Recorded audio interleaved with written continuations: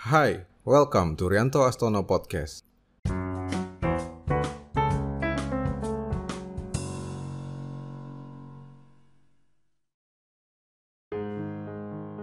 Ronald James Reed adalah seorang petugas kebersihan dan penjaga pom bensin yang berasal dari pedesaan Vermont di Amerika Serikat. Pekerjaannya adalah memperbaiki mobil di pom bensin selama 25 tahun dan menyapu lantai selama 17 tahun. Seorang kawan mengenang hobi utamanya adalah memotong kayu bakar. Kehidupannya sangat bersahaja. Reid meninggal dunia pada 2014 di usia 92 tahun dan saat itulah ia masuk berita internasional.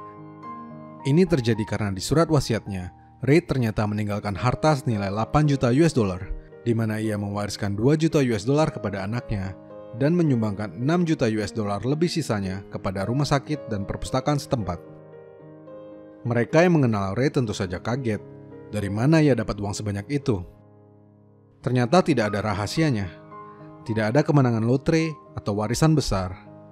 Sepanjang hidupnya yang sederhana, Reid menabung berapapun yang bisa ia tabung dan menginvestasikannya ke saham blue chip.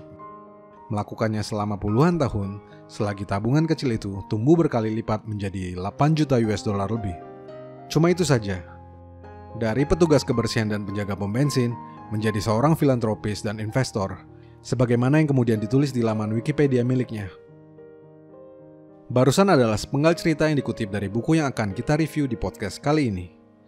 Buku tersebut keren abis. Ditulis dan dipublish di zaman sekarang, namun berisi ilmu pengetahuan dan petuah-petuah klasik, fundamental, dan abadi mengenai uang. The Psychology of Money, karya Morgan Housel, adalah judul bukunya.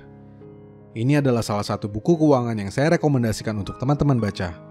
Isinya tentu saja menarik, insightful, tidak mengandung banyak angka, grafik, atau rumus yang jelimet sebagaimana ditemukan di buku-buku keuangan lainnya.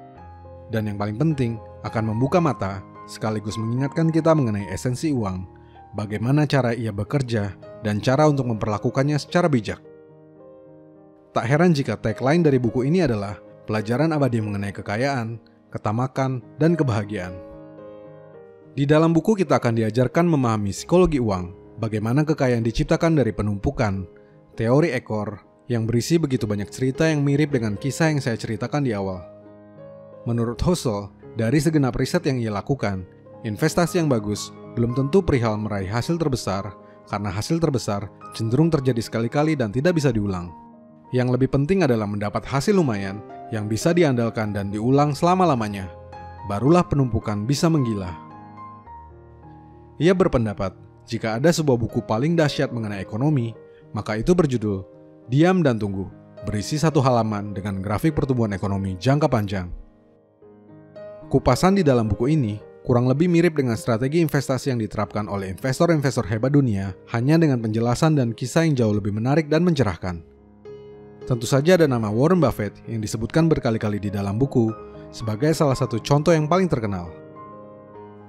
Penulis mendefinisikan bentuk tertinggi kekayaan sebagai suatu kemampuan untuk bangun pagi dan berkata, "Saya bisa melakukan apapun yang saya inginkan hari ini," di mana kemampuan berbuat apapun yang kita inginkan, kapanpun kita mau, dengan siapapun, selama yang kita bisa, tak ternilai sebagai dividen tertinggi yang diberikan oleh uang. Buku ini mengajarkan kita memandang uang bukan sebagai jumlah, melainkan alat untuk merdeka dan bebas dari sengsara. Untuk konsep-konsep tersebut, saya sebagai seorang minimalis dan anti-konsumerisme tentu saja sangat-sangat sepakat.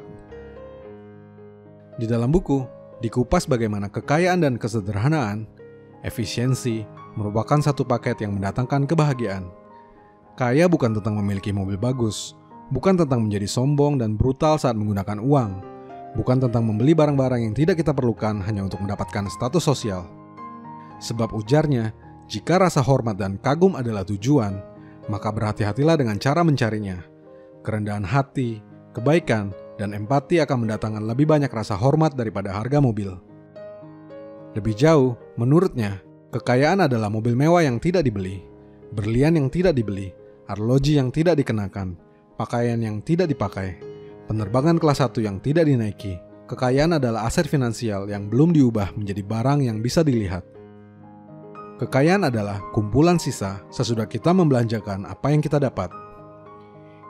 Intinya, Buku ini akan mengajarkan apa yang gagal diajarkan kepada kita mengenai kekayaan dari gambaran yang kita peroleh dari sosial media atau budaya pamer yang semakin masif beberapa tahun belakangan.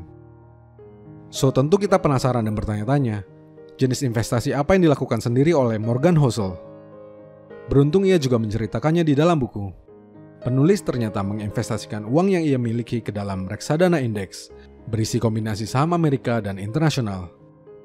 Ia melakukan itu dengan sangat sederhana, tanpa memiliki sasaran, di mana jumlah investasinya adalah semudah apa yang tersisa setelah ia berbelanja.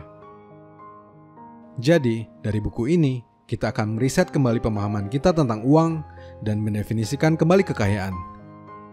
Ini juga jadi pengingat jika kita telah memahami konsep ini sebelumnya, tetapi sering tergoda untuk serakah atau tenggelam dalam gaya hidup modern serba boros, atau budaya pamer yang merajalela, yang sesungguhnya bukanlah kaya, dan lebih-lebih bukanlah kita. Memperkaya diri dengan cara seperti itu tidak ada ujungnya dan hanya akan membuat kita tidak bahagia. Buku The Psychology of Money telah diterjemahkan ke dalam bahasa Indonesia oleh penerbit Baca. Cukup tebal, terdiri dari 230 halaman lebih yang dapat dilahap hanya dalam beberapa jam. Meski menurut saya beberapa terjemahannya masih memiliki PR, tetapi secara umum masih dapat dibaca dengan nyaman dan aman. Well, saya merasa buku ini sangat bagus, maka secara khusus saya telah menyiapkan 10 eksemplar yang akan saya kirimkan kepada teman-teman yang mendengarkan podcast ini. Untuk mempermudah saya menghubungi teman-teman, giveaway ini akan dilakukan melalui Instagram. Nantikan update-nya di Instagram saya tentang cara untuk mendapatkan buku. Tentu sangat mudah dan gratis ongkos kirim sampai ke depan pintu rumahmu. Semoga bermanfaat.